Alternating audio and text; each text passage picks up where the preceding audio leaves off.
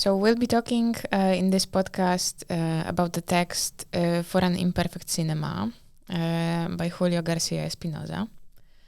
And this text is so important to you. That wasn't once that you mentioned it. Like, this is something that is coming back to you. For sure. Mm-hmm. Why? Well, it resonates with me. It has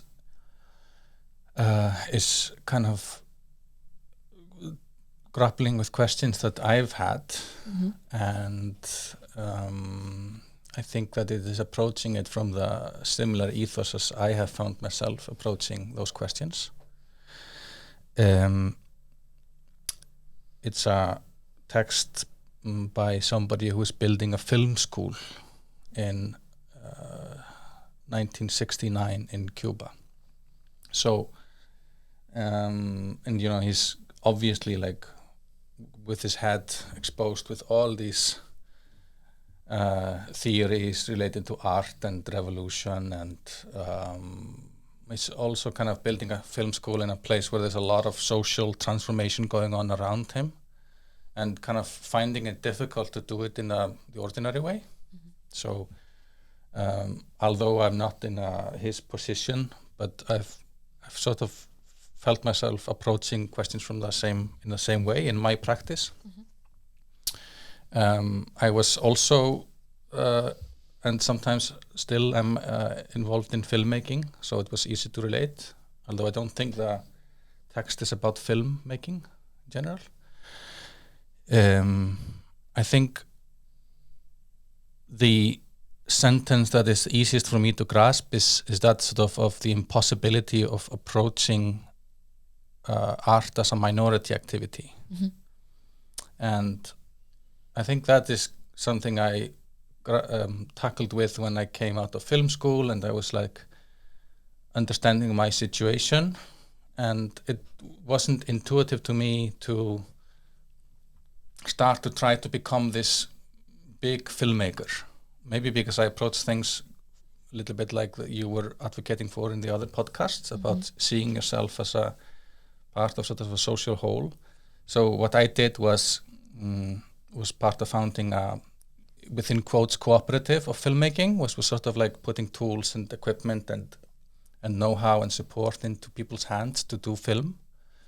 So yeah, I mean, there's just so many things in there that resonated with me. Yeah, I also noticed a few points that this text is just like, you know, slowly getting in when we were recording the previous podcast about my organizing and approach. Also, this text is so current for me. You can apply it to what is happening right now. Yeah, about the tools that everybody have. Right. Also, when we see how social media is working, and like, you know, as a person who is using social media a lot, because like, you know, I've got some passive days, I've got some days for my own activity because of my work system. I am using social media a lot, and what is happening right now, it's exactly this year, all the platforms are investing in alluring us mostly with videos. Instagram is not about photos anymore. It's more about stories and videos. Yeah, so it's kind of incredible. In this text, again, it's from 1969, and in Cuba, he talks about, you know, because at that point there was like material constraints on who could be a filmmaker, because celluloid film was really expensive.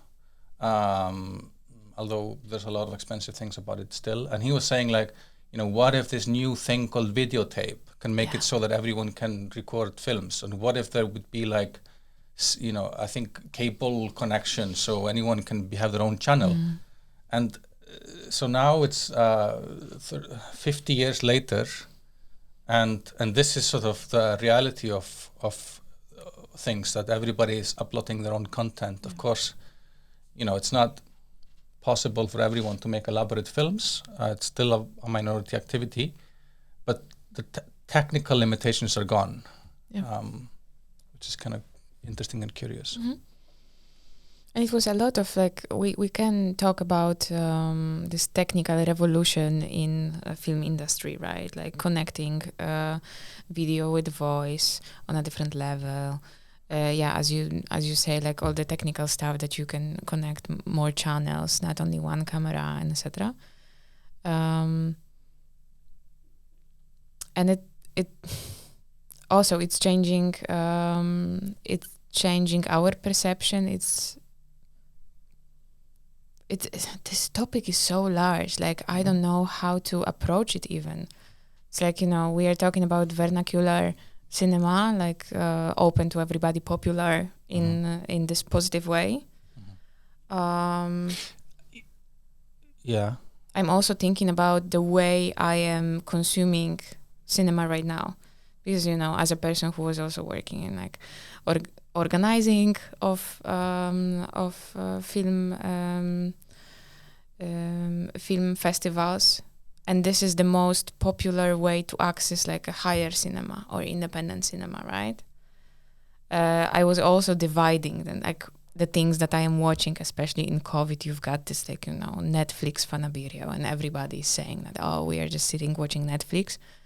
I find it a little bit like, oh my God, like Netflix is so stupid. Like you are watching one production, you are spending a few hours to just consume whole series or something, and you feel empty inside. And then I am coming back to independent cinema for like, give me some nice pictures, give me some thoughts. And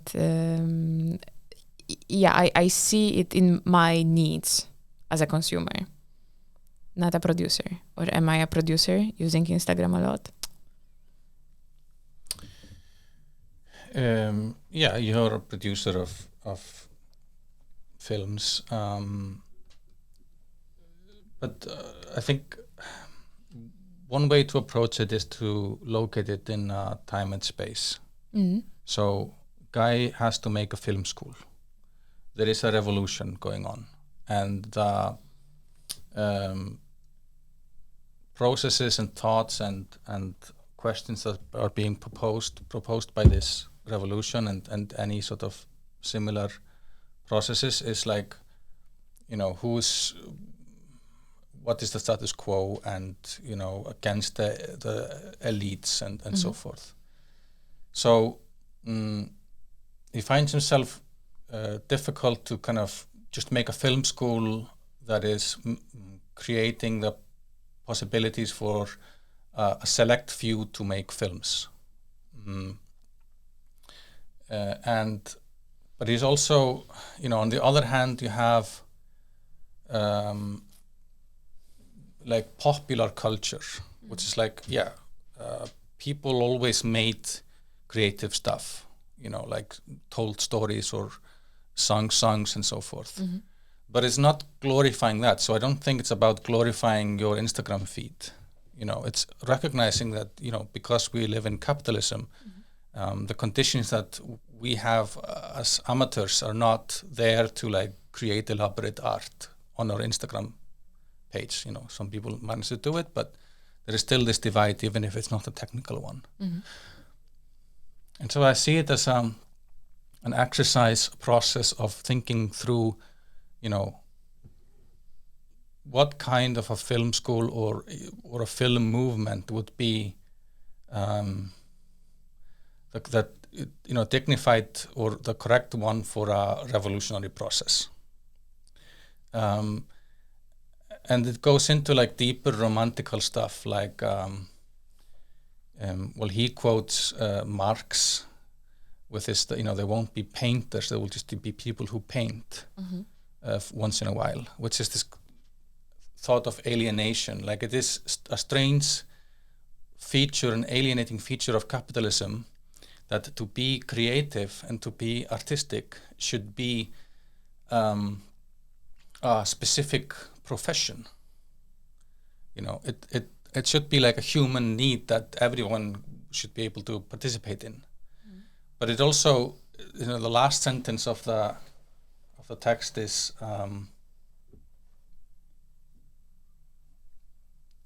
also maybe a good starting point, which is art will not disappear into nothingness, it will disappear into everything. And I don't know if he was related to that, but there's like a really similar conversation that took place with the surrealist movement. And in particular, there's like conversations that I picked up on between Breton and Trotsky when they were in Mexico, where Breton is like recounting the story of how Trotsky would defend the idea that in the future there will be no dancers, but everybody will move in like more plastic and elaborate ways. So in a sense, like we won't have a need under like healthy conditions or like in a better world. There wouldn't be a need for somebody to say that this is a time and place for me to be artistic. The very need for art is because we aren't able to grapple with our present kind of realities. And, you know, the surrealists were working with that in terms of like the psychological state that we're in because of capitalism and so forth. And that's why we need art, kind of. Could we put it in this way? Because this is something that like you see when you didn't have that opportunity or like, you know, the way you were abroad, etc. What I saw when I was working at school in here, it's all the kids are going like two directions, sports or arts. Like everybody is good in sports or instruments. You have to pick one instrument, or like some kids are doing both. But also I've noticed that there is something like underlining balance and free time of kids. This is also appreciated here, that like, you know, everything is getting a lot of slowly, like everything is happening slowly. Because for me, what I remember from my childhood was like, you have to start early learning some instrument or a sport. But if you are playing piano, you cannot play volleyball because of the fingers. And if you want to participate in something, you have to be the best. Like you have to professionalize yourself. And I am thinking like, is it a specific of a culture, like, you know, post-Soviet country, to specialize in something? And this is taking away this notion of like, everybody will be artists, everybody will dance. Yeah. Because it's also something here, like, you know, you have to be good at it, or not good, but have resources, that means knowledge of how to do it, to participate in it. And like really in Icelandic culture, this is a very present thing of like everybody's singing together because everybody can sing. This is something that it's very inclusive. Well, I can't sing. Okay, but you know, in general. Yes, for sure, and that's the popular culture thing. But of course, again, like the popular culture is reduced to the fact that, you know, people have to spend most of their time working, and then they're tired, and then they have kids and all that stuff. So it's not saying, oh, popular culture is great, we need popular culture, because there is a trend to think about that. But this is opportunity of participation. Correct. Yeah. So I don't think it's a post-Soviet thing to look at it as a professional thing. But yeah, there might be divisions. I mean, in some senses, some people see participating in art or sport as a means in itself. But then there is this notion that, okay, if you want to do it real, then you're a professional. And then there's this question of the artist as a worker, which I think that, and it goes back to the anarcho-syndicalist methods of organizing artists and so forth. And you know, the artist can be a worker, but I think the urge to do art doesn't usually come from the same places as for most workers. I think for most artists it's like there is a need to do art, and then the compensation is a way to do that, and that's what makes them vulnerable to exploitation and so forth.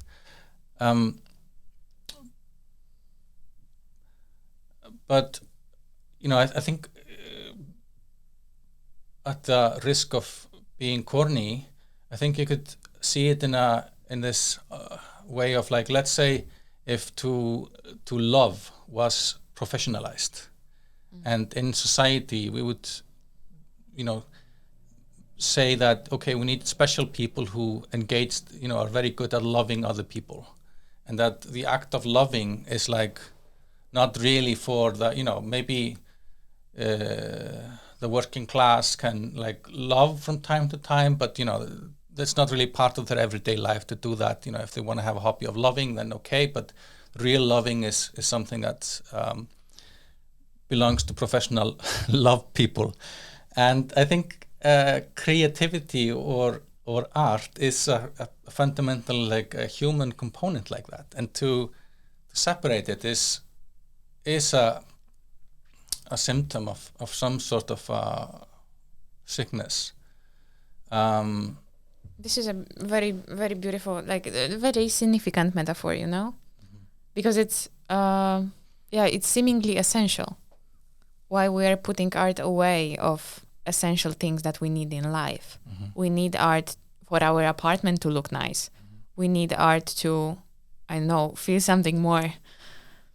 Like you can live without that, but also it's all around you, and also in design, and also in how everything looks like, right? I don't know, like even I don't know how world would look like if we won't have art.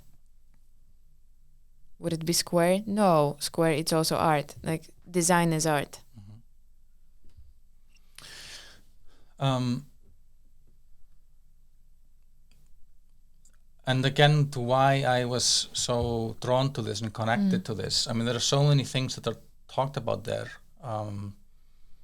The very beginning, he talks about like how Latin American cinema is starting to get praise from like European cultural elites. And this might be a kind of tangent, but it's also something that I experienced in sort of myself. There's a lot of alienated weirdnesses of how culture is treated like that. What gets picked up by third world cinema and praised in the Berlin Film Festival. Some elites in Europe. In India, I worked with a film director that actually got praise for his films in like European circles but what he was doing was so alienated from actual things going on in India that it like tore him apart. Or there are examples of there is a film by a filmmaker from Peru called La Teta Asustada, and it talks about it takes place among indigenous people somewhere in the countryside, and it got the first prize in Berlin or something like that. But then the discussion within Peru about it was like a lot of indigenous people were outraged because it was actually a very white woman from the big city Lima that was educated in Spain that went into the countryside, and many people felt that they were being like made fun of. And then this was created into an artifact and served to the cultural elites of Europe, and they were like, finally here is somebody that's indigenous and a woman, and we can applaud them. So there's a lot of these things of like, what is art for? And there's this tendency for like national cinema. The reason why we have national cinema, and I imagine that could have been a pressure in Cuba, is to like have European cultural elites applaud us. And then, I feel like he takes it away from that. That's not it. And it's not to create like elites that can create this great cinema that people applaud you and abroad. That's not why we would do this. There is something else. Like if we want to be truly revolutionary, there is some other purpose to it. And then he says, okay, we have to make a film school, and it probably has to be kind of elitist in the beginning because this is our circumstances. But maybe we should put a time limit to that. The film school actually still exists, and people come there from all over the world. And I don't think it's very much in the vein of this manifesto, which might suggest that they weren't able to reach all the aspirations of what they were trying to do with that revolution. But those are kind of real concrete questions that I felt I was tackling with, and then looking back of kind of what I've gravitated towards. What was the cooperative to make films. On one level, in some sense, crowdfunding is kind of also a way for everyone to fund themselves with rural innovation. So it's imagining creativity not as a minority activity, which is kind of something that fascinates me, but sort of part of an everyday life. Everyday practice. Yeah. Yeah, and so maybe going out from that, this is a great argument for having free time and taking care of your free time. Well, I would actually say no, but I understand what you mean. But the free time thing, yes, under the present realities of capitalism, that's the only way we can do that. But that's also sort of sick. Like, why would you have like an unfree time and a free time? Why would what you paid do... time and unpaid time. Well, exactly. Why would what you do 8 hours a day or 40 hours a week or whatever be something that's not, part of your core, and then your core is something else? Exactly. So I think that the utopia of like art disappearing into nothingness, into everything, not into nothingness. I think that is the resolving the contradiction between free time and occupied time. That's truly what we should strive towards. Imagine how world would look like if we know, and this is running, imagine the system running for 20 years already, when everybody's paid to make art for 4 hours a day, and that you have to prepare your children, those people will be living in 20 years in the conditions that they will have to spend those 4 hours in the way that they would love to spend it. So you are just giving your child tools or a set of skills that they are learning through the years to just use it for their free time that is paid. The world would look totally different. Yeah, but I mean, on some level, up to a point, we have that, in the sense we have, just in a limited sense, we have paid weekends, and we have paid free vacation time, at least in the kind of slightly more civilized capitalist countries. And I think that we are able to imagine that, but the step is going into resolving the difference between the two, and not start to think of your activities as being, divided by,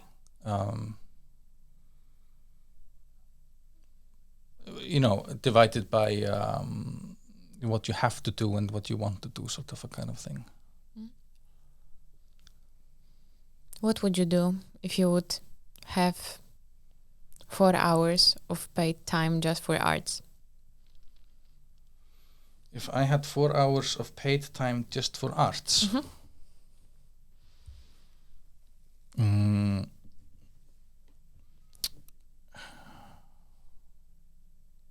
I don't know.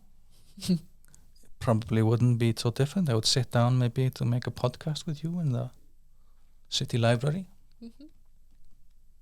Are we paying for our free time to spend it this way? Yeah, I think so.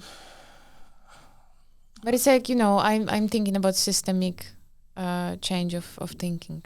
When going to the cinema is not something that, is an extra expense. And for me, this is essential. But also I was taught and I learned, I was learning for 10 years how to consume culture as a producer or as an art handler. How to go to the museum, how access to those things would be different. This is amazing. Well, yeah, I mean, then you were doing the work of becoming part of those elites that are able to understand the culture.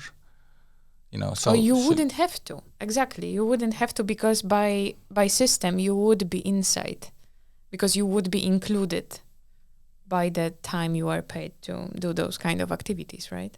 Also, everybody, but I think that would be also the time would go into specialization of what kind of skills I need to consume this time properly, to read a little bit different books, to I don't know, learn how to play this instrument or whatever. Yeah. Okay.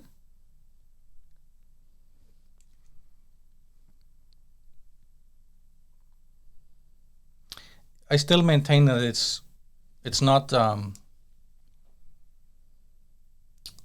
to have paid hours to do culture is not the ultimate aim, and I think it's extending something that we have already. And that was something like a thought experiment, I'm just Right. throwing it.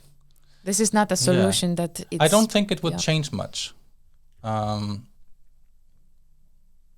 mean, for sure, we could improve by having more vacation time and less hours worked, and we could do more things.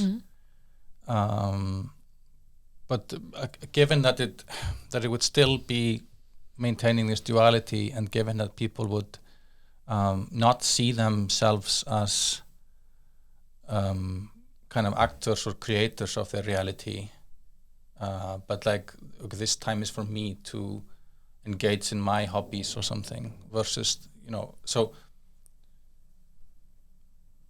so unless you break that duality, you're not getting at the core of the issue. And I think that artists are at a particular problematic place in this whole picture, and I think that's one of the reasons why it's so difficult. This conversation with artists is so difficult, because for most artists, not all, but for most artists, you don't make a distinction between your paid time or free time. So like you've pointed out, any creative person will still be thinking about their work and engaging in the work when they go back home and are doing the dishes after the meal. For me, that's actually great.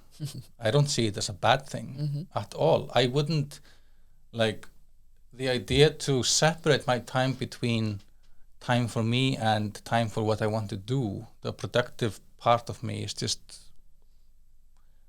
really strange. I couldn't handle that. I would like to be in a work that is on my terms the whole time, and I would like to want to be thinking about it when I do the dishes.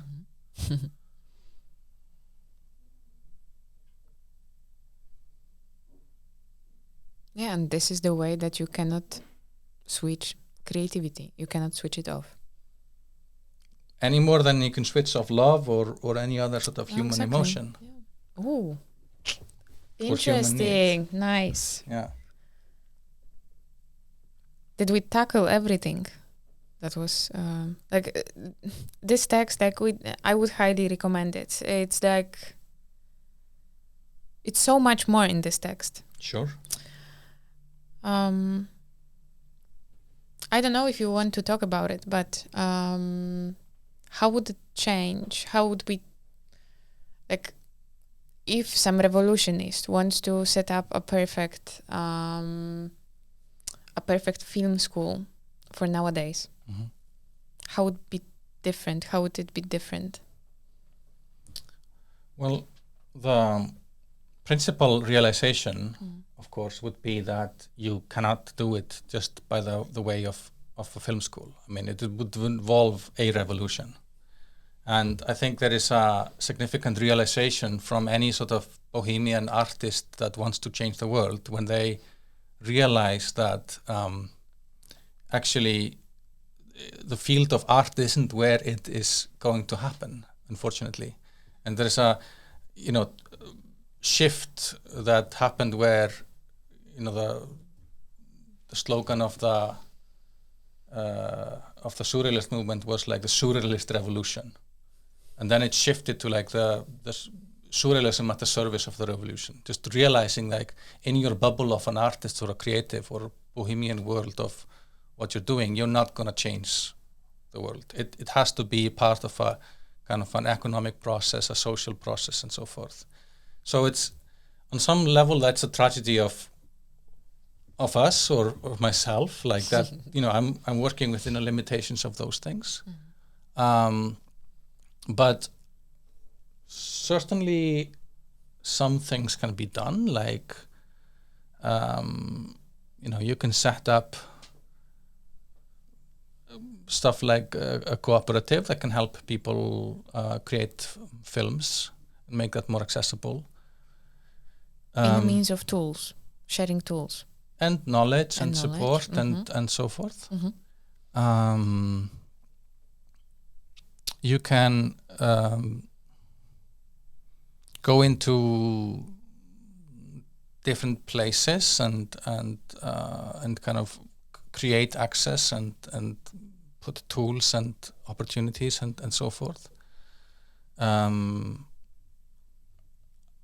mean, that's what we are engaged with, whether it's your project that you were in, Fractal, or whether it's holding workshops or stuff like that. So you try to work within the given frame that you have. But like it's like if you have accepted this, like he said, a poetics whose true goal will be to commit suicide, to disappear as such. Like that is it's not a new type of ism, it's not a new type of style, it's not being praised in some places in a egoistic, narcissistic manner, but it's actually to engage in art as a way to make art commit suicide. Then,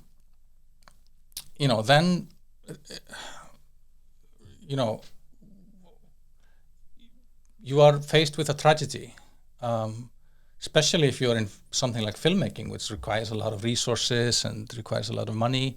So you can either sort of go into the scene and try to become one of those few people, promote yourself, get into the right places, all the networking, all the latter stuff, which I haven't done, maybe I wouldn't have been very good at it, who knows.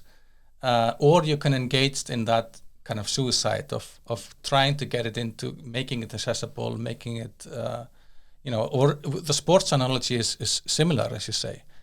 In some countries or cultures, sport is seen like a right for everyone to engage with. In others, it's seen as like a way to train elites. So it's similar. I think that was a very nice moment. Also, like, we are in Iceland. Let's talk about Icelandic cases. Like, the football players that were winning, even though they were normal people. Right. And that was shocking for all the world. And that was just like, was so shocking for all the normal people. What? He can be a doctor. He can be like, a normal worker. And he can do these things after hours. Like, what kind of world is that? That people are just running around after work on the football field and then becoming winners. Yeah. I mean, it was probably slightly exaggerated. Of I course, think there were only but 2 or 3. still, But I think what's interesting there is why people are fascinated by it. Yeah. Because in some sense, like, how interesting is it to look at some guys running around who are millionaires and are just using the whole day to train and rest and eat some protein shakes or whatever they do. They're not interesting people. They're not relatable people. So it becomes interesting. Oh yeah, the guy works at some factory or he's a dentist, and then it's like, wow, this is cool. So we could do it all time long. This is a challenging of social contract. In what way? In the way that you are said that you have to professionalize yourself from early age to become somebody, to become a professional in arts or in, you have to have some special habitus to become an artist. And then somebody is doing this weird trick with like, oh, I am working, I'm a normal person, I've got a family, and then I am playing football. And I have the same not the same effects, but nearly the same effects. Right. As Ronaldo, I don't know. Yeah. The people. Yeah. Cool.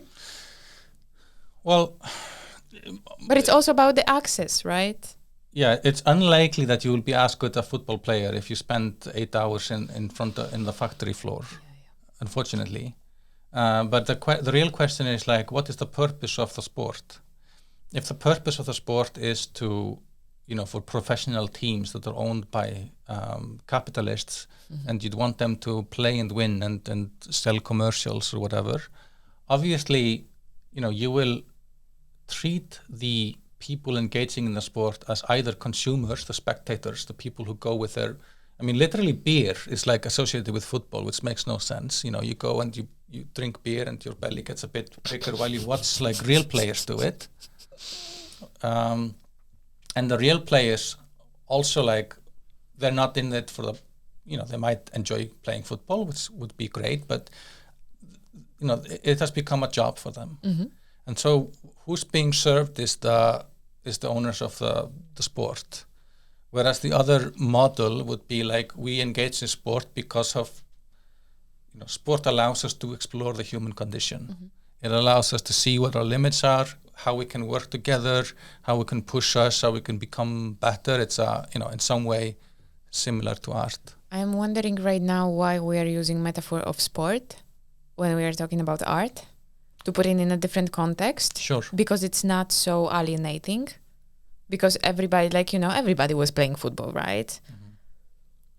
And we are not treating it as in a way that in primary school you were going on some art classes, right? Mm-hmm. But it's the same way to introduce you to some particular word, right? Mm-hmm. Mm. Yeah, it's similar. It's dedicating. It's making one part to be more like mindless consumers and the other part to be sort of the real art makers. But that also serves like a function outside of the interests of the majority. Either it's, in many cases, it's just purely market form where, you're just selling artistic products. Mm. But in many cases also it's part of like the national identity or like the building of national culture, which is also serving something else, like, producing films to go on film festival and win awards because that gives us a certain prestige among the nations or something. Yeah. And whole world built around it. Mm-hmm. But it's very counterintuitive to see it like that. Like it's counterintuitive to work towards the aim of more people engaging in it. Like they kind of make fun of poetry. They say, poetry is the kind of art form where nobody actually reads it. Like there's like thousands of people, at least in Iceland, that like write their poems. They call it a drawer. The nightstand drawer poems that people write and put it, or their journal or something. Do szuflady. Is that to the Polish? drawer, yeah. Great. So but that's considered comical. But in a sense, like, why is that a worse engagement with art than any other? Like, is it necessarily worse to have 10,000 people write a poem and only 1,000 read it than the other way around, sort of? Like it becomes comical and silly, and you would like be ashamed as a professional artist or like a real artist. You would be ashamed of that. But in some sense, it's the most beautiful approach to art of like, you are doing it for whatever thing that was happening that night at 4 a.m. that you woke up and you couldn't go to sleep, There was no other purpose to it. It's responding to a human need and emotion.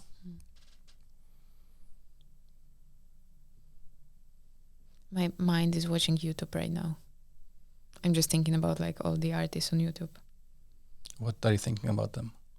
I don't know, like, how people professionalize themselves, sometimes very alone. Like, or like some big money is involved and you have the same money as in like real film industry. How Counterpoints is doing her films. Oh my God, this is just, this is just amazing. How creative it is and how individual it is also. But it's also a big company working around it. Like there is a set of people and professional tools. Also, I started thinking about Bob Burnham and Netflix special and what is his content on YouTube and like earlier performances, etc. Also, like in this special, you can see experiments on forms, interpreting the forms of visual culture we are consuming every day, like jokes with like white women on Instagram or whatever. But this is something that we can recognize and we can refer to. This is today's industry, but and how it's different from film industry as it is. So many contexts.